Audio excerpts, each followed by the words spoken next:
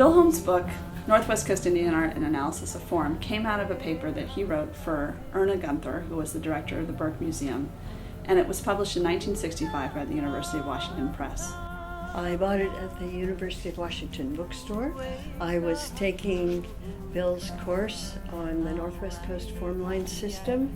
This one was given to me by a friend, and it's one of the second printings. I don't remember when I bought it, but it was in 1966, so the ink was still wet. It's gone on to become a teaching tool for Northwest Coast art. It's been used by a lot of artists who look at the diagrams and use the shapes that are described in there to understand and to explore Northwest Coast art. It's still the textbook that I use to teach when I teach the survey of Northwest Coast art. Over the years that I was able to actually utilize it and learn from it, it was more about celebrating indigenous cultures.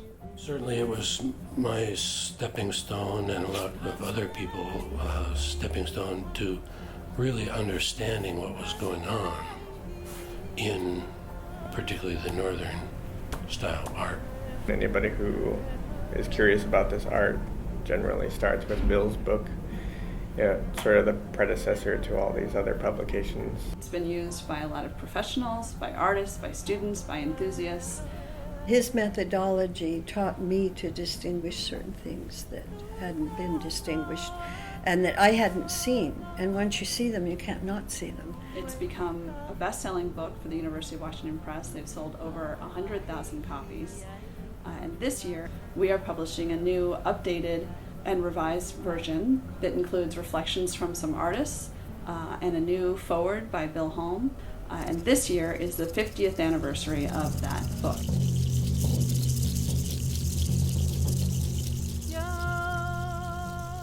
Most of the days of my life, I've probably said the word ovoid, and that's because of him.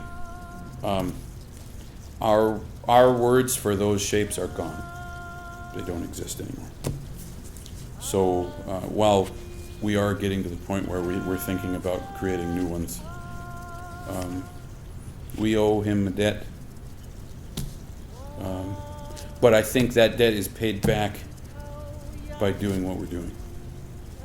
In order to put a sentence together, you need the rules.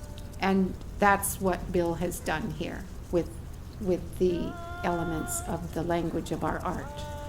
You could maybe think of the actual ovoid as a noun and the T's and crescent shapes as verbs where the shapes are changing and moving into another part of the design.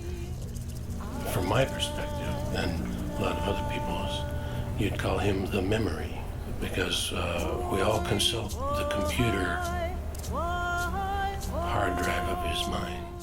If you ask him a question, he'll send you as much information as he has possible. He's not proprietary about it. He's very giving.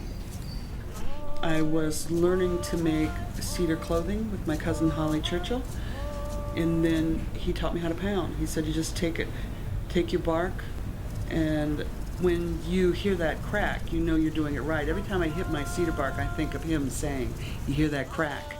He was such an important part of that first robe. I felt like his contribution was part of the fact that the universe was telling me that I'm on the right path, that I should be a weaver. You know, I started thinking about creating a Bill Holm Center back in the late 90s, early 2000s. Part of Bill Holm's legacy is that he always had an open door for anyone who would walk in off the street wanting to know more about an object that they may have found in their grandmother's attic or something that their family had owned for a long time. And he would always welcome them in and invite them to come into the back and look at similar objects. And so we thought a great thing to do would be to fund artists and other researchers who could keep coming into the Burke and have very open access to the collections. There's never that feeling of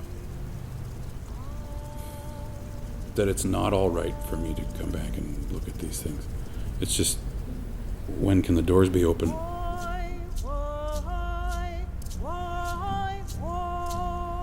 down to earth, and humble. He's a really good man. Infectious enthusiasm and knowledge. Openness and great intelligence. I don't think you can in one or two words other than giving, sharing, thoughtful, kind, considerate, friendly. There isn't just one or two words.